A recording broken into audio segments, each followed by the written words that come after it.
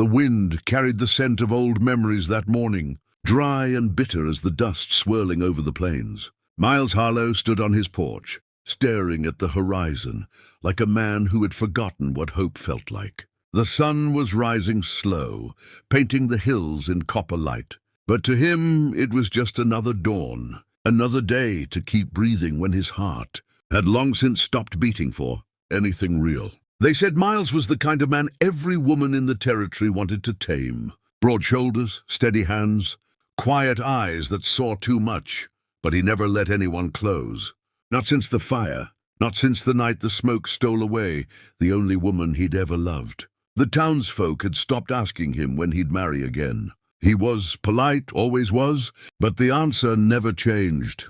A soft no that carried more pain than words could hold. He poured his life into the land, mending fences, branding cattle, and talking only to the wind. To most, he was the rancher who kept to himself, a man hardened by loss. But somewhere deep down, even Miles didn't know he was still waiting for something that could stir his soul awake again. It happened the day the rain came, the kind of rain that turns dry earth into rivers and silence into music. He was fixing a corral post when he saw her, a lone figure walking from the canyon, barefoot, wrapped in a faded blanket. Her hair was dark and wild from the storm, her eyes deep as the desert night. She was Apache, and the way she moved, proud and unflinching, told him she wasn't lost.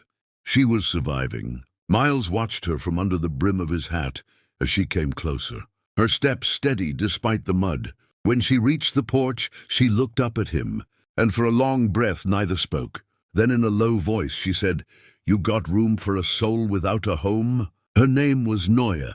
She'd lost her husband to the soldiers, her son to the winter sickness, and her village to the white man's greed. She was alone but not broken. She didn't beg, didn't plead. She just asked to rest by his fire until the storm passed. Miles nodded, silent as ever, and led her inside.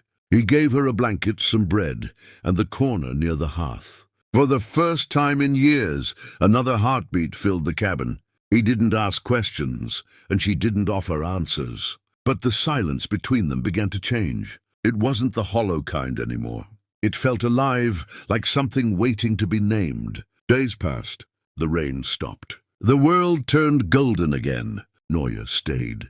She helped tend the horses, carried water, fixed things he didn't even notice were broken. There was grace in her hands, and pain too, woven deep.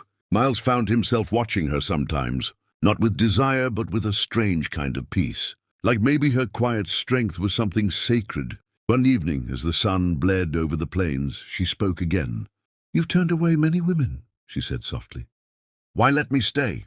Miles took a long breath, eyes fixed on the fire. "You didn't ask to take anything from me," he said. "You just needed shelter." She smiled, a small, sorrowful curve of her lips. "And what if I'm asking now?" He turned to her then, meeting her gaze. "Asking what?" She looked right through him, steady and clear. "Do you want a wife? Or just shelter?" The question cut deep, deeper than she could have known. For years, he'd buried every feeling under the weight of survival. But in that moment, her words cracked something open. He saw the loneliness in his own eyes reflected in hers. The kind that doesn't ask for love, just understanding. Miles didn't answer, not right away. He just looked at her, then at the old ring, still hanging from the leather cord around his neck. His dead wife's ring. That night, the fire burned low, and the wind whispered through the cabin. Miles couldn't sleep. Noya's question echoed in his head over and over, until it stopped feeling like a question and started sounding like a choice. He knew he couldn't keep living with ghosts. And he knew somehow that this woman, scarred and strong, might be the only one who could see through the ashes in his heart. By morning he saddled his horse and rode out without a word. He went to the ridge where his wife's grave lay, a simple wooden cross by the cottonwoods. He took off the ring, held it to his chest and whispered, "You'll always be my first home, but she might be my last." When he returned to the cabin, Noya was gone. All that remained was her blanket, folded on the chair, and a sprig of sage left on the table. A quiet goodbye, or maybe a promise. That was the day Miles Harlow understood that the heart doesn't stay buried, not forever. Sometimes it takes another wounded soul to dig it free. And though she was gone, he could feel her everywhere, in the wind, in the scent of rain, in the warmth she'd left behind.